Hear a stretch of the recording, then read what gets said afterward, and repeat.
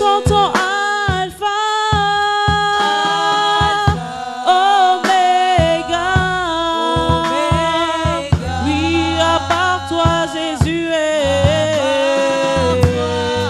il n'y a point d'autre. Oui, nous disons Alpha, Oméga. Oh, nous disons à part toi. Oh, ya, ya, oui, toi tu es Alpha, c'est toi Oméga. Oh, nous chantons à part toi. Père, nous voulons te dire merci. Merci pour le ciel ouvert. Merci pour ta présence au milieu de nous. Merci pour les grandes choses que tu es sur le point de faire encore ce soir. Nos cœurs sont ouverts. Nos cœurs sont des terres fertiles. Jette ton grain. Ce grain portera du fruit. Merci Seigneur. Que toute la gloire te revienne à la fin de ce service. Car c'est toi le roi. C'est toi que nous honorons. Père, nous déclarons que dans le ciel, sur la terre et sous la terre, dans la mer, et même ici à la mission du salut en Christ, c'est Jésus-Christ qui règne. C'est Jésus-Christ qui règne. C'est Jésus-Christ qui règne. Reçois toute la gloire, Seigneur, au nom de Jésus. Amen.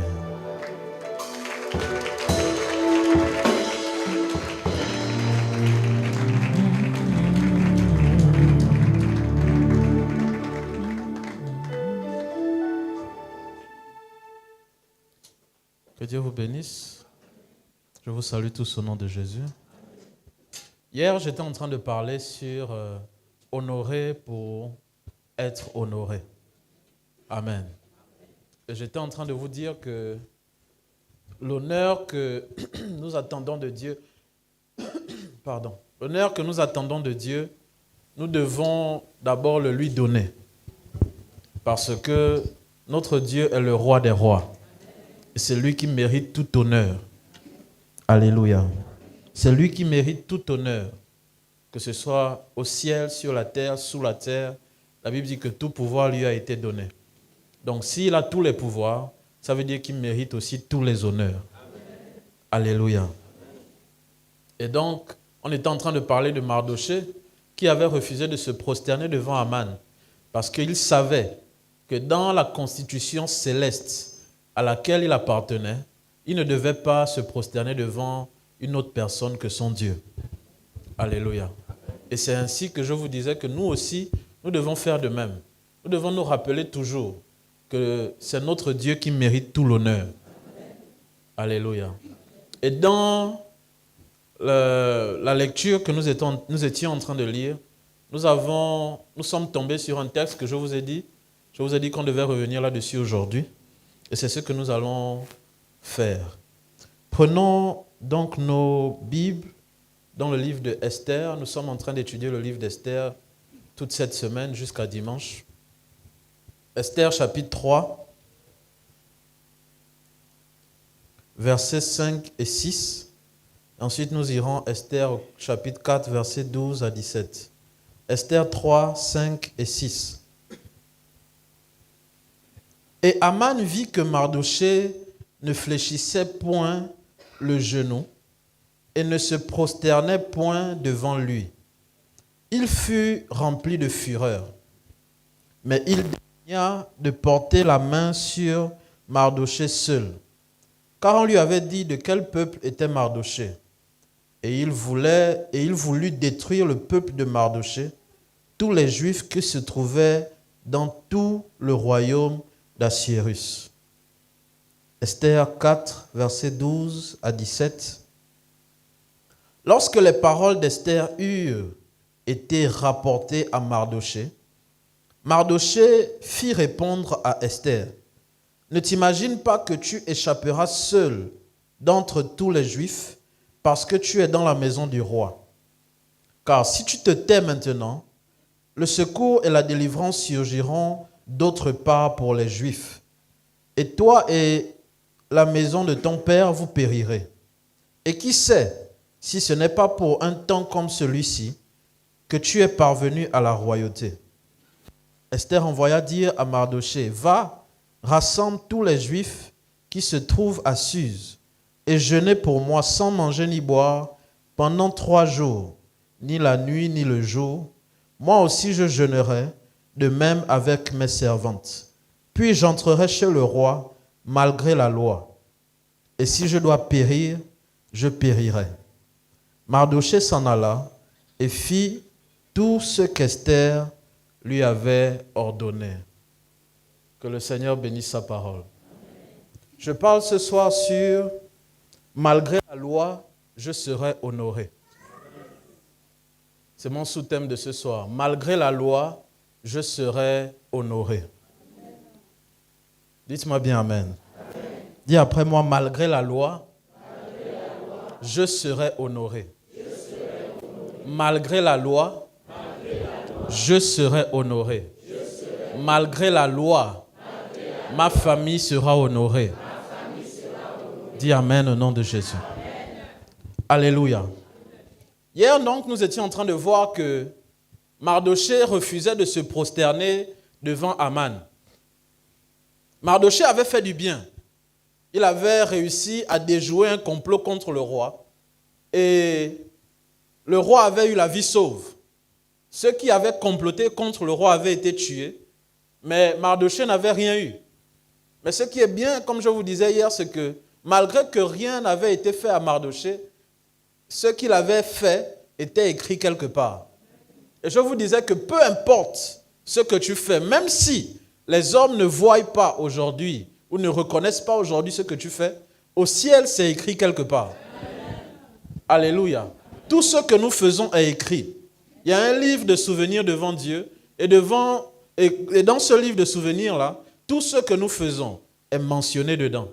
Vous vous rappelez l'histoire du roi Ézéchias, où il disait à Dieu, « Seigneur, souviens-toi que j'ai marché avec droiture, que j'ai détruit les autels de Baal de mon père et que j'ai rétabli l'autel de Dieu dans le pays. » Donc ce qu'il avait fait là était écrit. Et c'est parce que c'était écrit que Dieu lui a accordé 15 ans de plus. Alléluia. Donc Mardochée, tout ce qu'il venait de faire là, était écrit quelque part. Si les hommes avaient pu l'écrire, à combien plus forte raison dans le ciel, c'était aussi écrit. Alléluia. Mais quelque chose se passe. Après que Mardochée décide de sauver le roi, il se lève le lendemain et on lui dit que Aman est monté au pouvoir. Peut-être il se disait que comme j'ai aidé le roi, comme j'ai déjoué un complot contre le roi, peut-être on va penser à moi, surtout que c'est ma fille qui est au palais. Certainement on va penser à moi. Et il dort avec peut-être cette pensée-là, mais quand il se réveille le matin, il apprend que Aman a eu les pleins pouvoirs du roi et il est premier ministre. Alléluia. Dès cet instant, la guerre a commencé entre Aman et Mardochée. Et la Bible déclare que chaque fois que Aman passait pour entrer dans le palais du roi, tous les serviteurs du roi se prosternaient devant lui, en signe de respect. Mais Mardochée seul refusait de se prosterner parce qu'il savait qu'il n'était pas bon pour un juif de se prosterner devant un homme. Alléluia. Il n'était pas bon pour un juif. C'était un crime de le faire. C'était un crime d'adorer une autre personne que leur Dieu qui les avait sauvés. Et la Bible dit qu'à cause de cela, Aman a commencé à avoir de la colère contre Mardochée, la fureur contre Mardochée. Il cherchait à le tuer. Mais quelque chose que nous venons de lire, la Bible dit, on lui a fait savoir que Mardochée appartenait à une tribu qu'on appelle les Juifs. Et il a décidé, comme Mardochée est juif, je ne vais pas le tuer seul. Je vais le tuer lui et tout son peuple. Bon, de vous à moi, est-ce que c'est tout le peuple qui a fauté devant Aman? C'est Mardochée seul qui a refusé de se prosterner. Mais on dit que directement, c'est tout le peuple qui doit subir les conséquences. Alléluia. Pourquoi à cause d'un seul homme? plusieurs personnes doivent souffrir? Pourquoi à cause d'une seule personne, d'autres personnes doivent subir les conséquences? Pourquoi parce que quelqu'un aurait soi-disant désobéi, d'autres personnes doivent en supporter le prix? Et j'étais en train de vous dire hier que cette histoire est simplement le modèle de la façon dont travaille Satan dans la vie des gens. Alléluia. Vous me suivez toujours, non? C'est comme ça que certaines personnes ont donné leur vie à Christ. Et à partir du moment où ils ont décidé d'être sérieux avec Dieu, il s'est passé que autour d'eux, des combats ont commencé à arriver. C'est moi seul qui ai décidé de rentrer dans vos choses de Christ. Mais pourquoi vous attaquez mes enfants? C'est moi seul qui ai décidé de suivre Jésus. Mais pourquoi vous attaquez mon mari? C'est moi seul qui ai décidé de suivre Jésus. Mais pourquoi toute ma famille et les gens autour de moi commencent à être victimes parce que j'ai décidé de choisir Jésus? Écoutez-moi mes amis, je veux vraiment que vous soyez attentifs avec moi ce soir. Le diable, quand il veut détruire la vie de quelqu'un, il va tout faire par tous les moyens. Si ce n'est pas par cette personne, il va travailler avec les gens qui sont autour de cette personne. Alléluia. Pourquoi c'est quand je décide de me donner à fond dans les choses de Dieu? Pourquoi c'est quand je décide de servir Dieu avec beaucoup de volonté? C'est là où Satan décide de tourner la tête de mes enfants. C'est là où mes enfants commencent à devenir rebelles. Alors que c'est à ce moment précis que j'ai décidé de me donner à 100% dans l'œuvre de Dieu. C'est à ce moment précis que j'ai décidé de vivre ma vie telle que Dieu le veut. Et c'est à ce moment-là que Satan décide d'embrouiller la tête de mes enfants. C'est à ce moment-là que Satan décide de mettre sa main dans mon foyer. C'est à ce moment-là que Satan décide d'attaquer ma santé. Mais écoutez-moi mes amis, c'est pour ça que nous sommes ici. Nous sommes ici pour couper la main noire qui est rentrée dans nos familles. Nous sommes ici pour couper la main noire qui a décidé d'attaquer nos maisons. Parce que la Bible dit, nous ferons la guerre, mais ils ne nous vaincront pas. Parce que Christ est avec nous. Et Christ en nous, c'est l'espérance de la gloire. Dis-moi amen bien au nom de Jésus. C'est comme ça que Mardoché se retrouve dans les problèmes, non seulement lui, mais lui et tout son peuple. La Bible dit que Aman va voir le roi et il dit, roi, il y a une tribu dans ton pays. Vous vous rappelez que le roi était au-dessus de 127 provinces, n'est-ce pas? Si on dit 127 provinces, dans une province, il y a plusieurs tribus, non? Donc imaginez, quand on dit qu'il y a une tribu dans le pays qui n'obéit pas à telle loi, est-ce que le roi aura le temps de chercher, si on fait par exemple 127 fois 2, disons qu'il y a 2 tribus par province, fois 2, ça fait combien? Ça fait 254. C'est fort en maths. Disons qu'il y a 254 tribus, ça c'est un exemple, hein. Si minimum il y a 2 tribus par province. 254 tribus. Vous pensez que le roi va chercher à savoir c'est quelle tribu qui n'obéit pas à mes lois et tout ça? Il dit seulement à Aman, écoute, prends mon anneau. Tu rédiges ce que tu veux rédiger et tu fais ce que tu veux. Je te fais entièrement confiance. Et la Bible dit que dès ce moment, une loi est partie dans tout le pays. Que tous les Juifs devaient être exterminés à une certaine période. Mais la base, c'est quoi? La base, c'est parce qu'un homme a décidé de ne pas se prosterner. Parce qu'une seule personne a décidé de ne pas se soumettre. À cause de ça, on veut tuer tout le monde. Parce qu'une seule personne ne veut pas fléchir le genou devant un certain Aman. C'est pour cela que tout le monde doit subir les conséquences. Écoutez-moi, Satan est très méchant. Mais Dieu est plus fort que lui.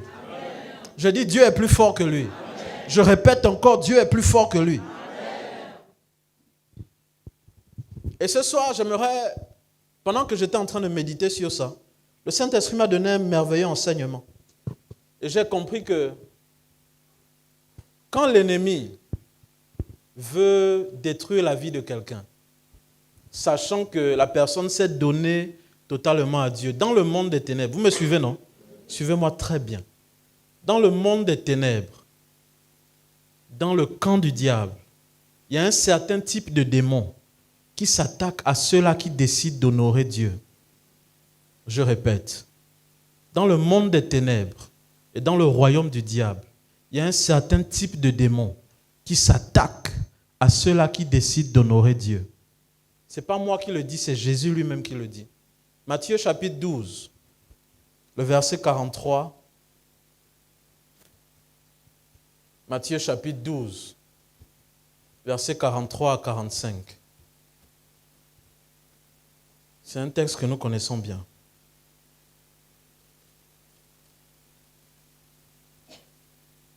Lorsque l'esprit impur est sorti d'un homme, il va par des lieux arides, cherchant du repos, et il n'en trouve point. Alors il dit, je retournerai dans ma maison d'où je suis sorti. Et quand il arrive, il la trouve vide, balayée et ornée. 45. Il s'en va, il prend avec lui 7 autres esprits, plus méchants que lui. Ils entrent dans la maison, s'y établissent, et la dernière condition de cet homme est pire que la première. Vous me suivez? En fait, Jésus est en train de nous donner un enseignement tellement extraordinaire par ces quelques mots. Il dit, lorsqu'un esprit impur sort de quelqu'un, l'esprit impur, quand il sort de quelqu'un, ça veut dire que la personne a décidé de suivre Jésus, non? Parce que si tu n'es pas animé d'un esprit impur, c'est que tu es animé du Saint-Esprit. Vrai ou faux? Est-ce que je parle aux gens? Il n'y a que 2 cas.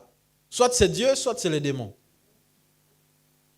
Donc, Jésus nous dit que si l'esprit impur sort et que la maison est propre, elle est balayée, qu'est-ce qu'il fait?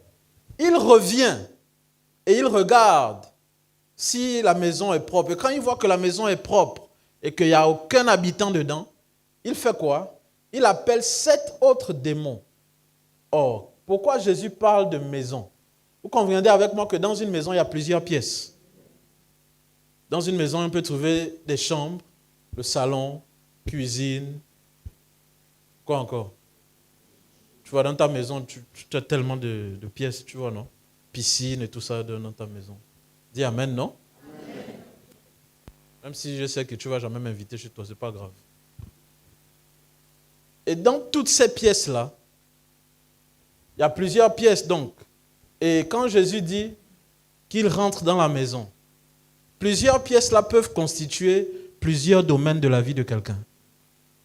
C'est-à-dire que quand l'ennemi rentre dans la maison et il se rend compte qu'il n'y a rien, il dit, ah, la personne là, il veut suivre Christ. D'accord, je vais rentrer dans la pièce qu'on appelle la santé de ses enfants. Ou bien je vais rentrer dans la pièce qu'on appelle son mari. Je vais rentrer dans la pièce qu'on appelle son travail. Mais je ne peux pas le faire seul. Je vais chercher 7 collaborateurs qui vont venir m'aider. Je ne sais pas si vous comprenez ce que je dis. C'est ce démon-là qui a travaillé pour détruire la vie de Mardochée en passant par Aman. Puisque Mardochée a dit qu'il ne veut pas se prosterner devant Aman, les démons se lèvent et ils disent d'accord, puisque tu ne veux pas te prosterner, pas seulement toi, mais toute la tribu à laquelle tu appartiens, vous allez subir les conséquences. Ce que je dis, vous ne comprenez peut-être pas. Si on retourne dans Daniel, on va dans Daniel, la Bible dit que quand Shadrach, Meshach et Abednego ont refusé de se prosterner devant la statue du roi Nebuchadnezzar, la Bible dit qu'il a demandé à ce que ça soit réchauffé combien de fois? 7 fois. Est-ce que ce n'est pas déjà assez chaud pour tuer quelqu'un? Si c'est encore chauffé 7 fois, ça change quoi? En fait, c'est parce que, puisque tu décides de persister dans ton affaire de Dieu là, nous aussi on va augmenter la souffrance. C'est comme ça que certaines personnes, alors qu'ils ont commencé à suivre Christ, ils ont commencé à marcher dans les choses de Dieu, ils se rendent compte qu'il y a des situations qui commencent à arriver bizarrement dans leur vie. Des choses qu'ils ne voyaient pas avant, des choses qu'ils n'expérimentaient pas avant. Et c'est pourquoi vous entendez certaines personnes qui disent, depuis que j'ai donné ma vie au Seigneur, depuis que je viens à l'église, depuis que je sers Dieu, il y a des choses que je vois que je ne voyais pas avant. Je vous ai donné la réponse tout de suite. C'est le monde des ténèbres qui envoie un certain type de démon. Je ne sais pas comment ce démon s'appelle, mais je sais seulement qu'il a pour mission de décourager et de faire tomber la foi des gens. Est-ce que je parle à quelqu'un? Je viens à l'église, je sers Dieu. J'ai décidé de tourner le dos au monde. J'ai décidé de dire non aux choses que je faisais avant. Mais comment se fait-il que la situation s'empire? Je suis venu à l'église parce qu'on m'a dit que si je viens, je peux trouver la guérison à ma maladie. Mais quand j'arrive, quelques jours, je retourne chez le médecin, il me dit que la maladie s'est encore aggravée. Quelle est cette histoire? Est-ce que Dieu est mort? Est-ce que Dieu ne travaille plus? Voici la réponse. C'est Jésus lui-même qui nous l'a donné. Il dit, il va chercher 7 autres démons. C'est-à-dire, lui seul ne suffit plus. Il faut que je travaille avec d'autres. Et plus on est nombreux, plus on va détruire la vie de cette personne. Est-ce que je parle à quelqu'un? Plus on est nombreux, plus on va détruire la vie de cette personne. C'est pourquoi, mes bien-aimés, je vous dis la vérité, et je vous le disais il y a quelques semaines, je le répète encore, notre chrétienté ne dépend pas des circonstances. Est-ce que vous m'entendez? Ta chrétienté ne doit pas dépendre des circonstances. Vous imaginez si ce jour-là, Mardochée dit que on veut tuer mon peuple, le mieux à faire pour moi, c'est de me prosterner devant Aman. C'est fini. C'est fini, c'est fini. La suite là, on ne verra pas ça. On ne verra pas ça. Vous imaginez si la condition dans laquelle Mardochée vivait, où on lui dit non, il faut que tu t'inclines, sinon c'est tout ton peuple qui va périr. Il dit ok d'accord, je ne veux pas de problème, je ne veux pas qu'on dise que c'est à cause de moi qu'on a tué les gens. Il se prosterne. C'est fini. C'est fini. Qui sait là où la méchanceté d'Aman devait encore les emmener? Je ne sais pas si ce que je dis, vous comprenez.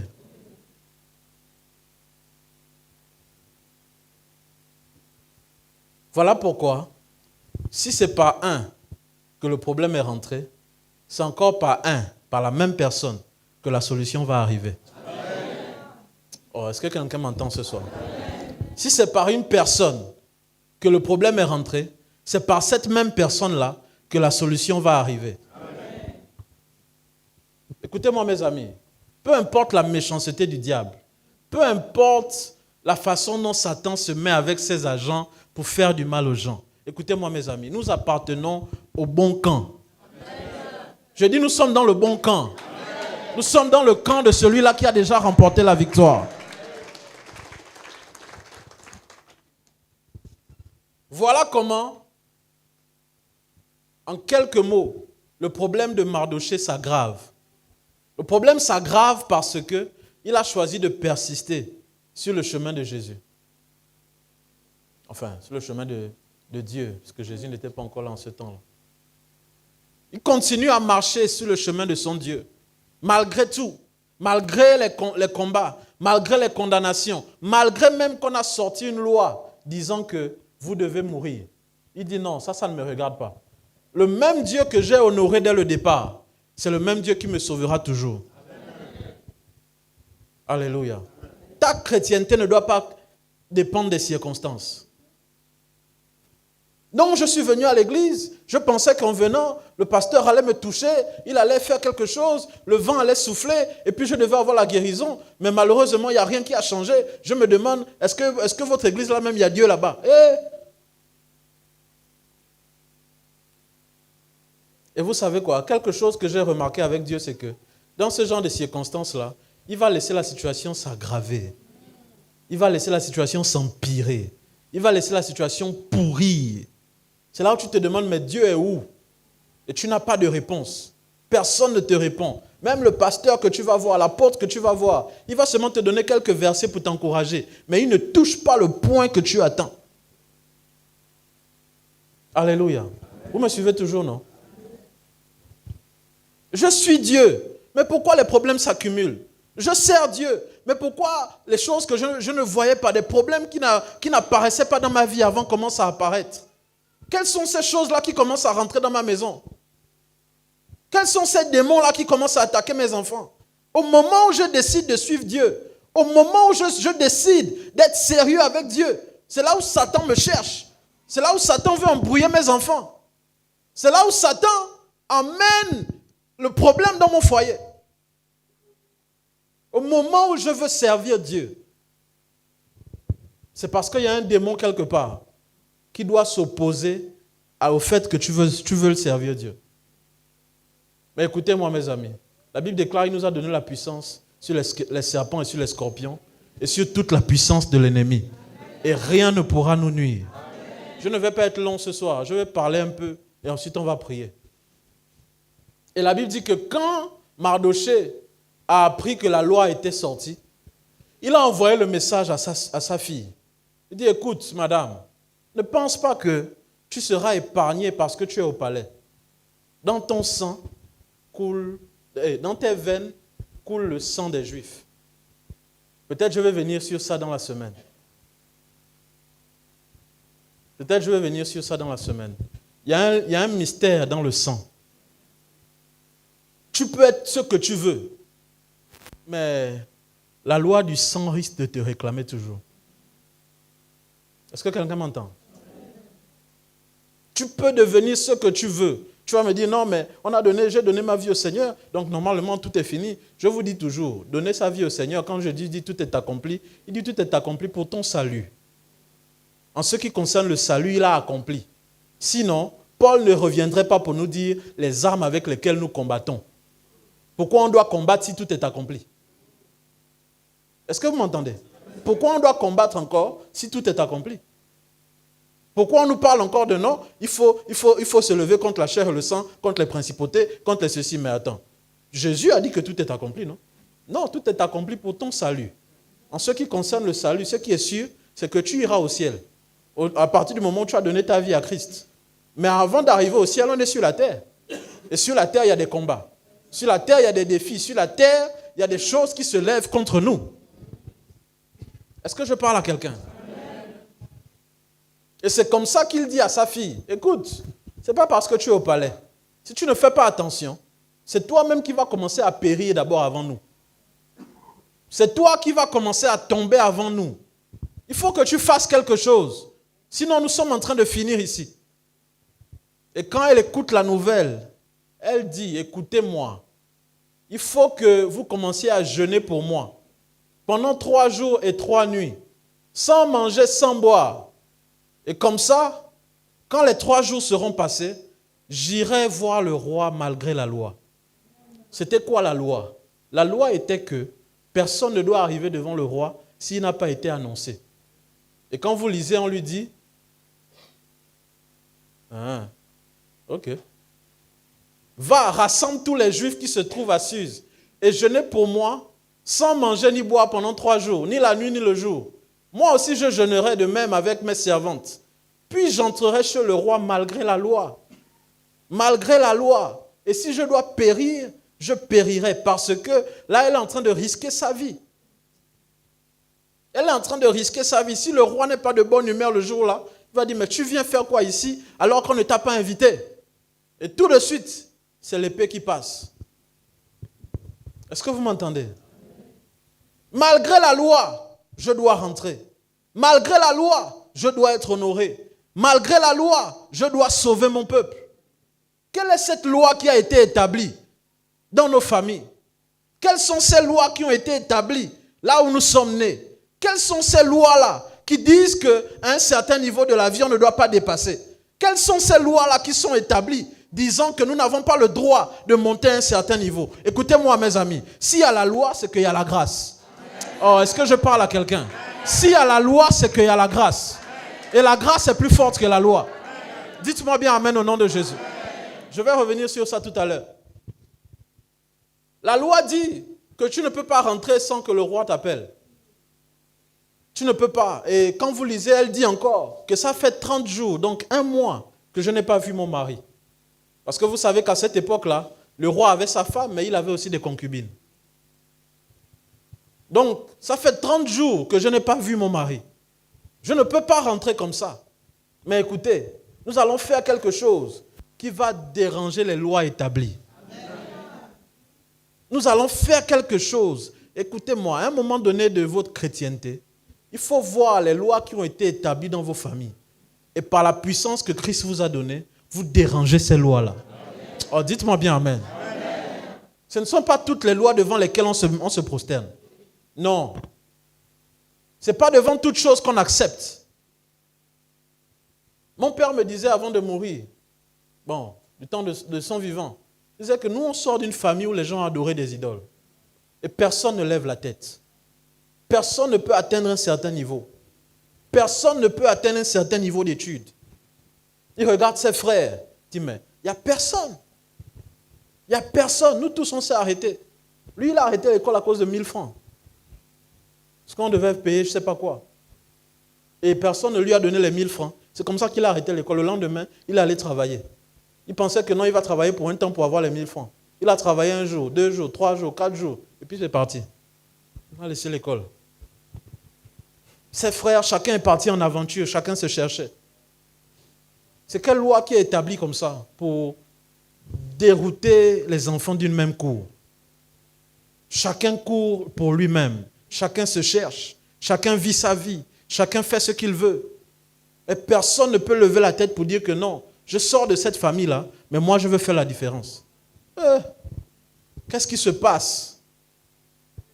Heureusement qu'il a connu Christo. Il a dit non, cette loi-là, elle ne va pas continuer.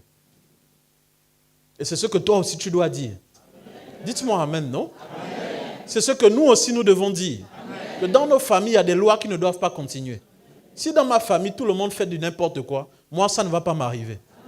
Si dans ma famille, il y a une loi qui établit que les filles ne vont pas en mariage, que chacun doit faire des enfants, de différents pères, moi, ça ne va pas m'arriver. Ça ne va pas m'arriver. Je dis, ça ne va pas t'arriver. Ça ne va pas t'arriver. Aussi longtemps que tu es connecté à l'alliance de cette maison, ça ne va pas t'arriver. Si les autres sont tombés dans cette loi-là, toi, tu ne tomberas pas dans cette loi. Dis-moi amen bien au nom de Jésus. Dis-moi amen au nom de Jésus. Malgré la loi, je vais rentrer. Malgré la loi qui est établie, il faut que je rentre chez le roi. Il faut que j'aille le voir. Parce que c'est une histoire de vie ou de mort. Et la Bible dit qu'ils ont commencé à jeûner. Si c'est par un seul que le problème est rentré, c'est aussi par un seul que la solution doit rentrer. Amen. C'est ce que la Bible nous dit dans Romains. Attendez, j'ai écrit ça quelque part. Je vais vous donner le verset.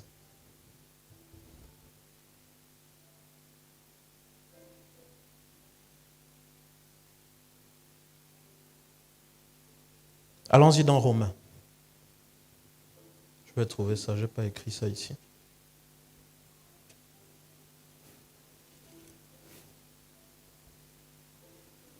Romains 5. Romains 5, verset 15. Mais il n'en est pas du don gratuit comme de l'offense. Car si par l'offense d'un seul, il en est beaucoup qui sont morts, à plus forte raison la grâce de Dieu et le don de la grâce venu d'un seul homme, Jésus-Christ. Donc ici, l'auteur est en train de dire que si c'est par un seul homme, donc Adam, que le péché est rentré, par un autre homme, Jésus, le salut aussi est rentré. Amen. Alléluia. C'est pourquoi je vous dis que si Satan a utilisé une porte pour rentrer, par cette même porte-là, la solution doit arriver. Amen. En fait, ce que j'essaye de dire, c'est quoi? C'est que si c'est à cause de toi qu'on attaque ta famille, c'est que c'est à cause de toi que Satan doit laisser aussi ta famille. Amen. Si c'est à cause de moi, parce que j'ai choisi de marcher avec Jésus, qu'on dérange la vie de mes enfants, qu'on veut détourner la tête de mes enfants. Je vois les enfants qui commencent à porter des boucles d'oreilles. Ils commencent à faire du n'importe quoi. Ils veulent maintenant se jouer les rappeurs dans la maison. Ils veulent maintenant se jouer des braqueurs. Non. Si c'est à cause de ma chrétienté, si c'est parce que j'ai choisi de marcher avec Jésus que ça se passe comme ça, alors c'est par moi encore que la tête de l'enfant là va revenir. Est-ce que vous m'entendez? Vous savez quoi? Quand Satan ne peut pas t'avoir, il va te chercher par tous les moyens pour t'avoir.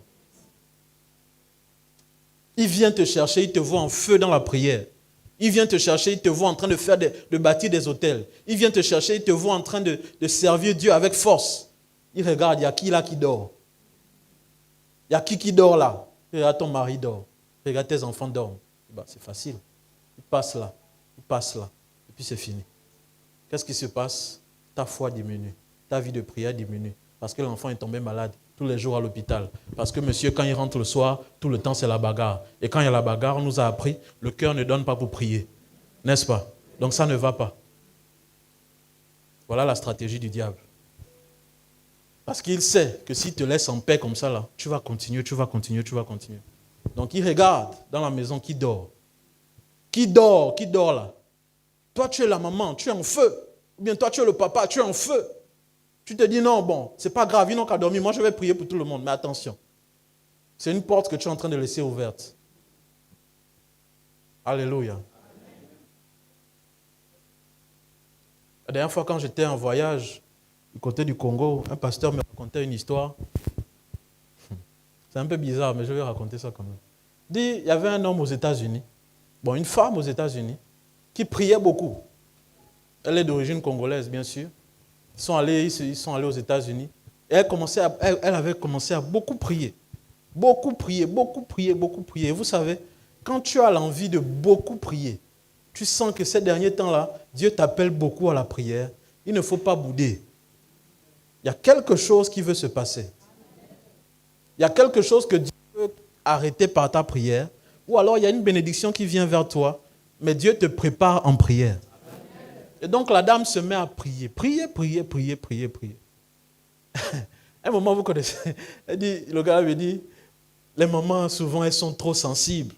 Il dit, non, elle entend la voix de Dieu. Là, Dieu lui dit, non, va imposer la main à ton mari. Oh, le mari est sous la douche. Donc, il est en train de se laver et tout. Et elle dit, non, que j'ai entendu la voix de Dieu qui dit que je dois aller imposer la main. Donc, le monsieur a la mousse au visage, partout là, elle arrive, c'est pas, ah! Holy Ghost! Holy Ghost! Le monsieur me dit, oh, c'est quoi ton problème? Ton affaire d'église là, oh, yeah. Et elle s'en fout, elle est déjà lancée. Quand elle vient, elle a déjà commencé pendant peut-être 30 minutes là, donc le feu est là. Elle a dit, oh, au nom de Jésus, oh, tous les esprits qui dérangent mon mari, sortez, sortez, sortez. Le monsieur me dit, attends d'abord, j'ai fini d'abord. Et donc, pendant quelques minutes, là, ils se battent à la douche et puis bon, ça redescend. Amen, amen. Après, elle retourne. Quand le monsieur sort de la chambre, maintenant, il veut aller au travail. Elle est maintenant, papa, tu vas manger quoi? Je te sers quoi? Je dis, si tu me parles. Il va au travail. C'est un menuisier. Donc là-bas, ils ont des machines, c'est un peu plus sophistiqué par rapport. Et il doit aller prendre du bois quelque part. Il prend une tronçonneuse et il va en forêt pour couper le bois. Il a des écouteurs aux oreilles, il écoute la musique. Donc, pendant qu'il est en train de couper le bois, il y a des... C'est pas qu'on appelle ça. Ouais, les animaux qui ont les longues queues, par exemple, qui sont petits comme ça, ils ont les longues queues comme ça. Écureuils, voilà. Les écureuils du Bénin. Non, c'est les léopards. Non, c'est... Guépard maintenant, hein, guépard. Ça ne va rien changer, on va toujours les battre. Donc, l'écureuil, le monsieur, il est dans sa musique et il est en train de... Donc, à un moment, l'écureuil passe au milieu de ses jambes et tout. Donc, il est surpris. Oh, ça c'est quoi? Et quand le truc, il lâche la machine et ça monte avant que ça ne redescende. Ça le prend comme ça. Mais avant d'arriver au trésor de sa femme, vous comprenez ce que je veux dire, non? La machine s'arrête seule. Vous avez compris ce que j'ai dit? Les mariés comprennent. Donc ça prend, ça le coupe vraiment le torse. Et quand ça veut descendre maintenant, paf, ça s'arrête seul. Et il tombe, il est en sang partout là. Heureusement, il y avait des voitures qui passaient. Il y a quelqu'un qui a appelé l'ambulance. Vous savez, là-bas, c'est pas comme ici. Hein. Dès que tu appelles seulement 2 minutes, on le prend. On appelle sa femme et tout, elle arrive à l'hôpital. Quand elle arrive comme ça, monsieur, c'est comment? Qu'est-ce qui se passe? Vous savez ce qu'il dit? Prie pour moi. C'est ta prière qui m'a sauvé. C'est ta prière qui m'a sauvé, oh, papa. C'est ta prière qui m'a sauvé. Sinon là, on va faire comment? Ça là, on ne guérit pas. On va faire comment, maman? Encore qu'ici, là, on peut encore mettre les pansements et autres. Mais l'autre côté là-bas, on va faire comment? C'est là où maintenant, la maman dit, tu vois, quand l'esprit me dit de venir prier pour toi, il faut laisser que je vais prier pour toi. Alléluia. Juste pour dire quoi? Que c'est dans ce genre de choses-là que Satan va attaquer les vies. Il va regarder qui dort. Qui dort. Voilà pourquoi je vous dis, mes amis, si tu n'arrives pas à avoir une vie de prière, fais au moins l'effort d'être à l'église. Est-ce que vous m'entendez? Si tu n'arrives pas à prier seul, c'est-à-dire à la maison c'est dur, tu es lourd, tu n'arrives pas, viens à l'église au moins. Voilà pourquoi on a des réunions chaque 72 heures. On vient mardi, on vient jeudi, l'autre côté c'est mercredi, vendredi. Au moins, ça te garde en feu. Alléluia. Ça te garde en feu. Voilà pourquoi on a initié des prières matinales. Tout ça là, l'objectif c'est quoi? C'est pour garder le chrétien éveillé. Parce que dès qu'on te voit un peu dormir, c'est fini. La Bible dit il rôde comme un lion. Il rôde, il attend. Il attend. Qui dort? Alléluia. Mais heureusement que Mardochée était éveillé. Et sa fille lui dit non, il faut qu'on jeûne. Il faut qu'on prenne le temps dans la prière. Et ils ont commencé à prier. Je vais vous donner seulement ce point et on va prier. Toute loi établie qui ne glorifie pas Dieu dans nos vies, le moyen le plus sûr d'en mettre fin, c'est une prière, mais une prière fervente. Je reprends encore. Toute loi établie qui ne glorifie pas Dieu dans nos vies, le moyen d'y mettre fin, c'est par la prière, mais la prière fervente. Je dis bien la prière fervente, pas les prières qu'on fait 2 minutes. Seigneur, je te bénis, je te loue, tu es le roi, comment on appelle? La couette est déjà là, au niveau de ta joue. Seigneur, tu es le roi des rois, oh Yahweh, merci pour la journée, oh Seigneur. Quand je regarde devant moi, je regarde, oh Yahweh, au nom de Jésus, tu dis Amen le lendemain à 7 heures. Ça, ce n'est pas la prière. Alléluia. Une chose que j'ai pu comprendre dans ma petite marche avec Dieu, c'est qu'il y a une force dans la prière. Peut-être vous allez me dire non, c'est des choses qu'on a l'habitude d'entendre. Mais c'est ce que Dieu m'a donné de vous donner encore ce soir. C'est ce que Dieu m'a donné de vous donner encore ce soir. Il y a une force dans la prière. Écoutez-moi, il y a des moments dans ta vie, quand tu vois qu'il y a des situations qui ne veulent pas se transformer, tu dois prendre des décisions. Comme par exemple couper la nourriture. Comme par exemple te lever la nuit pour prier. Comme par exemple décider de rentrer dans un travail spirituel jusqu'à ce que quelque chose change. Est-ce que vous m'entendez? Le problème avec nous, c'est qu'on est souvent trop superficiel dans notre chrétienté. Je viens à l'église mardi, jeudi je peux manquer, dimanche je serai là, je paye ma dîme, j'adore, il n'y a pas de problème, je n'embête personne, personne ne m'embête. Tout ça c'est déjà bien, c'est la base, c'est la surface. Mais quand tu as besoin de rentrer à la racine, il y a des prix que tu vas devoir payer. Est-ce que vous m'entendez? Il y a des prix que tu vas devoir payer. Vous avez vu dimanche, on était en train de prophétiser sur Wanis. Et qu'est-ce qu'on lui a dit à la fin? Tu prends 4 jours de prière. Pourquoi ça ne s'est pas arrêté que non? Je prophétise que tu es libéré. Bon, écoute, sois béni et tu vas-t'en. Non. Il y a un prix que tu dois payer. Il y a quelque chose que tu dois faire.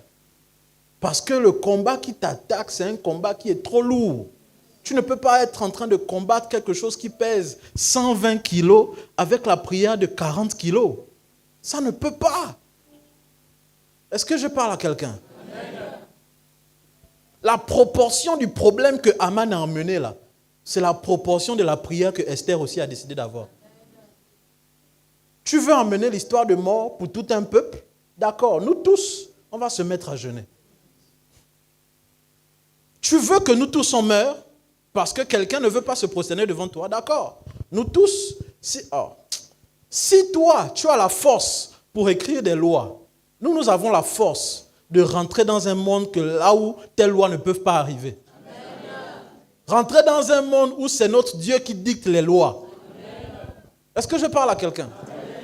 Quand les hommes viennent t'attaquer en te disant non, aussi longtemps que moi je suis là, on va voir par où tu vas passer. Tu dis d'accord mon frère, il n'y a pas de problème.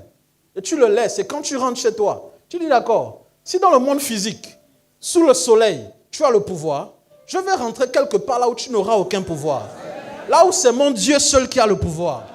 Est-ce que je parle à quelqu'un? Si physiquement, tu as le pouvoir, tu as les relations, tu as les moyens, et puis tu ouvres la bouche pour me dire que non, on va voir, si aussi longtemps que je suis assis ici, tu ne passeras pas. Si jamais tu ne me donnes pas ton corps, si jamais tu ne fais pas ceci, je ne vais pas te faire cela. Ah, d'accord, il n'y a pas de problème. C'est toi qui as le pouvoir. Mais moi, j'irai quelque part, là où on a dit que tout pouvoir appartient à Jésus. Alléluia. Mais le problème avec nous, c'est quoi? C'est qu'on accepte trop les circonstances comme ça. Tu dis, ah vraiment, là, je ne sais pas comment je vais faire. Tu ne sais pas comment, tu vas faire comment. Et toutes les paroles qu'on te donne chaque jour, qu'est-ce que tu en fais? Tout ce qu'on te dit tous les jours ici, qu'est-ce que tu en fais? Les exhortations pour la prière, des temps de prière, des temps de jeûne, qu'est-ce que tu en fais? Les enseignements que tu as reçus, qu'est-ce que tu en fais? Le peuple était sur le point de vivre le déshonneur, la honte, la mort. Parce que seul homme, un individu s'est levé contre eux. Mais ils ont dit non, notre Dieu peut nous honorer. Amen. Si Aman pense qu'il est plus fort que nous avons un Dieu qui peut nous honorer. Amen. Écoutez-moi mes amis, je ne sais pas la situation que tu es en train de traverser. Et je ne sais pas ce que tu es en train de vivre. Tu es venu encore à ce programme avec l'espoir que Dieu puisse te visiter. Écoute-moi très bien. Il y a un Dieu au ciel qui honore ses enfants. Je dis, il y a un Dieu au ciel qui honore ses enfants. Écoute-moi, tes parents peuvent t'avoir abandonné. Tu peux ne pas avoir de relation. C'est difficile. Tu ne sais même pas qui il faut voir pour avoir souvent même le loyer pour payer ta maison. Écoute-moi, c'est difficile pour toi peut-être. Mais ce que je sais, c'est qu'il y a un Dieu au ciel qui honore ses enfants. Aussi longtemps que ta tête reste haute et que tu ne te prosternes pas devant Baal, tu ne te prosternes pas devant les idoles, tu ne te prosternes pas devant Aman, aussi longtemps que tu honores ton Dieu, lui aussi il va t'honorer. J'honore ceux qui m'honorent. Est-ce que quelqu'un m'entend ce soir? Je suis en train juste de vous préparer à la prière. Si c'est parce que j'ai décidé de suivre Christ qu'on attaque ma famille comme ça, alors je vais me lever. Je ne vais pas laisser ça comme ça.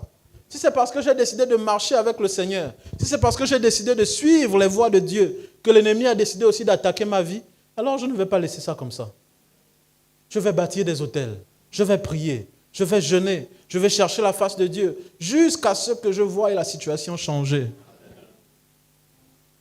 Alléluia. La dernière fois, je vous disais, c'était le programme de... C'est quel programme encore? Programme de famille, je crois. Je vous disais que moi, là, je suis le fruit des autels que mes parents ont bâtis. Vous voyez des parents qui se donnent à Dieu. Ils servent Dieu avec force. Ils veulent voir l'œuvre de Dieu avancer, mais pendant ce temps, l'ennemi décide de toucher la vie de l'enfant et de le détourner des voies de Dieu.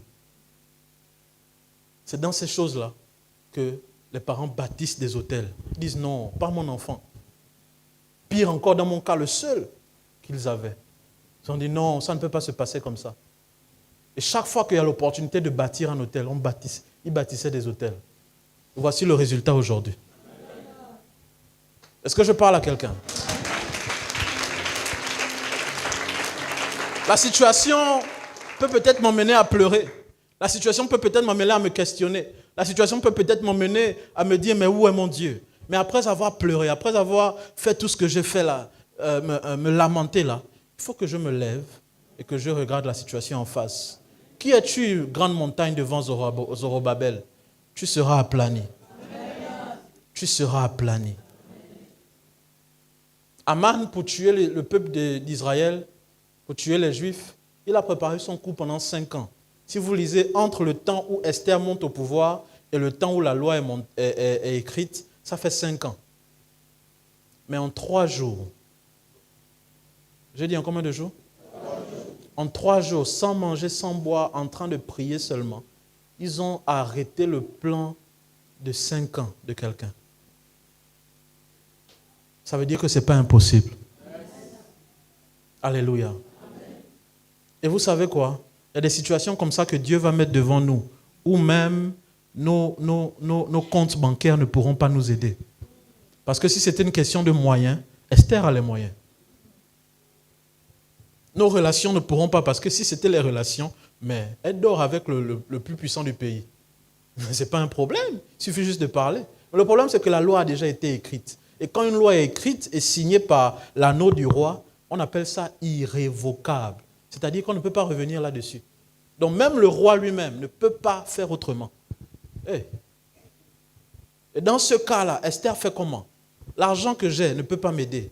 La relation que j'ai avec mon mari ne peut pas m'aider. Je suis perdu. Ma position dans le pays ne peut même pas m'aider. Dans ce cas, tout ce qui peut m'aider, c'est le ciel. Oh, est-ce que je parle à quelqu'un? Et c'est comme ça que des situations vont arriver dans nos vies. Pour tourner nos regards seulement vers Dieu. Tourner nos regards seulement vers Dieu. Voilà pourquoi, mes bien-aimés, je vous le dis et je vous le répète, peu importe la façon dont Dieu va te bénir, peu importe la façon dont Dieu va exaucer tes prières que tu dis aujourd'hui, Seigneur, bénis-moi, donne-moi l'argent, donne-moi ceci, donne-moi cela. Peu importe la façon dont il va le faire, il ne faut jamais laisser Dieu. Amen. Est-ce que vous m'entendez? Amen. Il ne faut jamais abandonner le Seigneur. Parce que tout le monde, écoutez, on vit dans un monde spirituel. Tous ces gens que vous voyez marcher dans la rue, tous les jours, ils se lèvent le matin, ils commencent à circuler, ils sont dans leur voiture, ils sont à pied. Chacun compte sur quelque chose. Toi, tu comptes sur quoi? Tout le monde compte sur quelque chose. Il y a des gens qui ont déjà bâti les hôtels pour le restant de cette année. Quand ils sortent le matin, ils ont la poitrine en l'air parce qu'ils savent sur quoi ils comptent. Ils savent ce qu'ils ont fait une certaine nuit quelque part, pendant que tout le monde dormait. Ils savent comment ils sont allés dans des endroits bizarres la nuit. Sacrifier des choses. Et quand ils sortent de là, ils sont pleins d'assurance. Parce qu'ils savent ce qu'ils ont fait. Mais nous, on compte sur quoi? La Bible nous dit que ceux-là comptent sur leurs chars, d'autres sur leurs chevaux. Mais nous, nous comptons sur l'Éternel des armées. Ah, est-ce que je parle à quelqu'un? Ne me dis pas que tu n'as personne. Tu as quelqu'un. Ne me dis pas que je n'ai personne, je ne connais personne, je n'ai pas de relation. Mes parents sont morts, je n'ai pas de frère. Non, tu n'es pas seul. Il y a un Dieu au ciel qui est avec toi.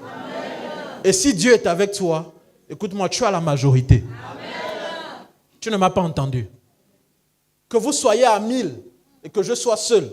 Si Dieu est avec moi, ça veut dire que je suis plus que vous. Alléluia. Ça veut dire que je suis plus que vous. Parce que Dieu avec moi, c'est la majorité. Et comme on dit souvent, la majorité l'emporte. Alléluia. Et c'est comme ça que pendant 3 jours, le peuple juif se met à prier, à jeûner, à chercher Dieu.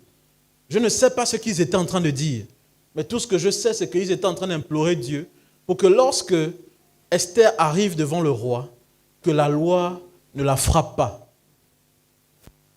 C'est tout. C'est tout. Est-ce que je parle à quelqu'un ce soir? Je ne veux pas trop crier, je veux que ça rentre bien. Si tu comprends ce que je dis, gloire à Dieu. Ils ont prié pour qu'une loi ne puisse pas passer. Parce que si Esther arrive et que la loi s'applique sur elle, mais c'est terminé. Ils ont encore qui au palais? Voilà Mardoché qui est là-bas. Mardoché qui est en bas là-bas en train de faire le bruit.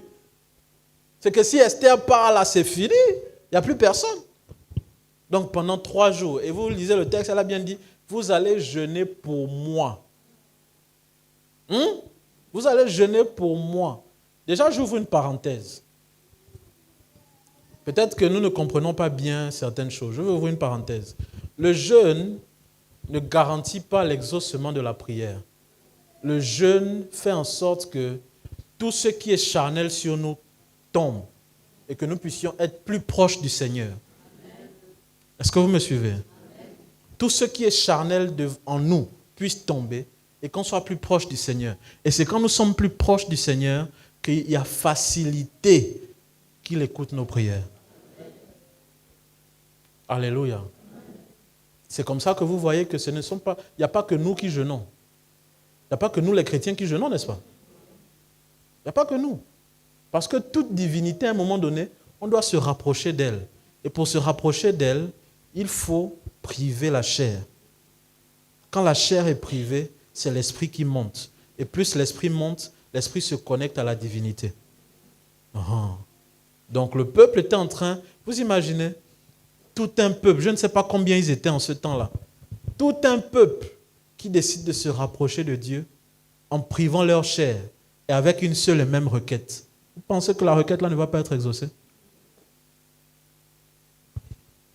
Et 3 jours après, quand ils finissent de prier, ils finissent de jeûner, ils finissent de chercher la face de Dieu, la Bible dit que Esther porte ses vêtements royaux. C'est là que je vais chuter et on va prier.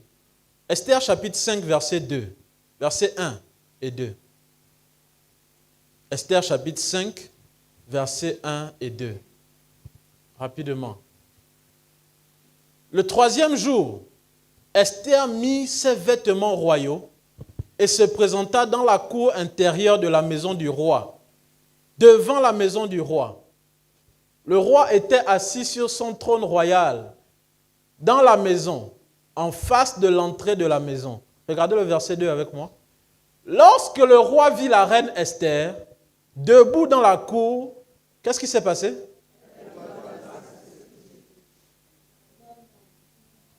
Elle trouva quoi? Mais au départ, on nous a dit qu'il y a une loi. C'est pourquoi tout à l'heure, je vous ai dit que s'il y a la loi, c'est qu'il y a la grâce. Là où la loi avait mis déjà la barrière, la grâce a dit non, il faut rentrer. Est-ce que quelqu'un m'entend? Là où la loi avait dit non, il faut. À cause de 3 jours de jeûne et de prière, la Bible dit qu'elle a trouvé grâce devant le roi. Je ne sais pas quelle est la loi qui a été établie sur nos vies, mais la grâce de Dieu est plus grande. Amen. Je dis la grâce de Dieu est plus grande. Amen. 1 Corinthiens 15, verset 10, c'est Paul qui parle, il dit, par la grâce de Dieu, je suis ce que je suis. Toute personne qui marche avec la grâce de Dieu ne sera pas sous l'influence d'une loi quelconque. Alléluia. Elle trouve grâce aux yeux du roi, pendant que la loi est en train de lui dire, maman, on va te tuer. Oh. Il y a une loi qui est établie ici. Fais attention, on va te tuer. Mais quand elle arrive, la Bible dit qu'elle trouve grâce devant les yeux du roi. Que la grâce de Dieu soit sur toi. Amen. Que la grâce de Dieu soit sur toi. Amen. Je dis encore que la grâce de Dieu soit sur toi. Amen. Là où il y avait des lois établies, que la grâce t'ouvre des portes. Là où les hommes ont dit que c'est fermé, que la grâce puisse ouvrir des portes. Là où les gens disent que c'est impossible, mais que la grâce de Dieu puisse faire en sorte que ce soit possible. Là où les hommes ont dit que tu ne réussiras pas, que la grâce de Dieu te localise. Que la grâce de Dieu te localise. Nous sommes au sanctuaire de la grâce. Je prie que la grâce de Dieu qui travaille dans cette maison agisse sur ta vie au nom de Jésus. Que la grâce de Dieu soit sur ta vie. Que la grâce de Dieu soit sur ta famille. Que la grâce de Dieu soit sur tes enfants. Dis-moi amen bien au nom de Jésus. C'est cette même grâce. Si tu veux acclamer, acclame bien.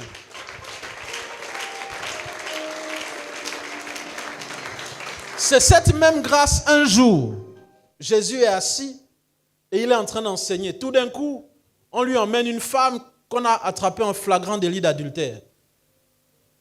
Ils arrivent devant Jésus et disent, monsieur, la loi dit qu'une telle femme doit être lapidée. Toi, que dis-tu? Et vous connaissez la réponse de Jésus, n'est-ce pas? Il dit quoi? Que celui qui n'a jamais péché lance la première pierre. Là où la loi la condamnait, la grâce l'a libéré. Je sais qu'il y a des lois établies dans nos familles, surtout nos familles africaines. Je sais qu'il y a des choses qui ont été écrites Il y a des alliances qui ont été faites. Mais par la grâce de Dieu, nous sommes sous la grâce. Amen. Tu es sous la grâce. Amen. Voilà pourquoi tous les jours, une prière que tu ne dois jamais cesser de faire. Seigneur, que ta grâce m'accompagne. Amen. Que ta grâce accompagne mes enfants. Amen. Que ta grâce accompagne ma famille. Amen. Que la grâce du Seigneur soit sur nos vies. Amen. La grâce abolit la loi. Voilà pourquoi même vous allez voir souvent que quand certaines personnes sont en prison, avant qu'ils n'atteignent le nombre d'années qu'ils ont fait, on les libère, on appelle ça quoi? La grâce présidentielle. C'est-à-dire qu'une personne se lève et il dit, ah, je décide moi-même de t'accorder la grâce. Sors de là. Là où le tribunal a dit que tu dois faire 20 ans. Ok, 5 ans plus tard, prends la grâce. Sors. Et c'est ce que je demande à Dieu pour toi. Amen. Nous sommes dans ce programme, nous parlons de l'honneur. Il faut que Dieu t'honore. Amen. Je dis, il faut que Dieu t'honore. Amen. Je prie Dieu tous les jours, depuis que nous avons commencé lundi, que Dieu nous fasse rentrer dans une saison d'honneur, où les hommes et les femmes qui croient en cette vision et qui sont attachés à cette alliance vont commencer à vivre l'honneur à tous les niveaux.